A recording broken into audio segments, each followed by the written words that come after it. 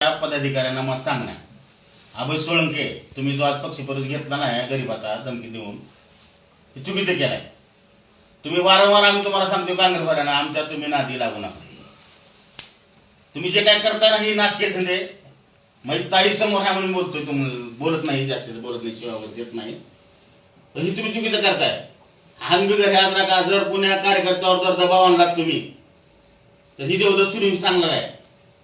त्याच्याकडून काही किती जाणार नाही. तुम्हाला तुमचा दम आहे ना समोर भिडा.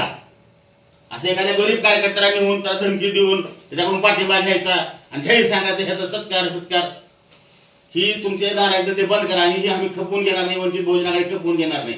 आणि काँग्रेसच्या सगळ्या कार्यकर्त्यांनी हा अनुसरून सगळ्या नालायक माणसाला पायबंद घाला. त्याला कळत नाही का कुणा माणसाला धमकी द्यायची, कुणा माणसाला परेशान करायचं. त्याला काय वाटतं यांच्या मागे कोण नाही का? अख्खा मुस्लिम समाज आणि आमचा बौद्ध समाज या माणसाच्या पाठीमाग आहे. याच्यापुढून जर पुन्हा अशी चूक झाली तर निर्णय घ्यायचं फिरायचं बंद करून टाकण्यात येईल. लक्षात ठेवा तुम्ही.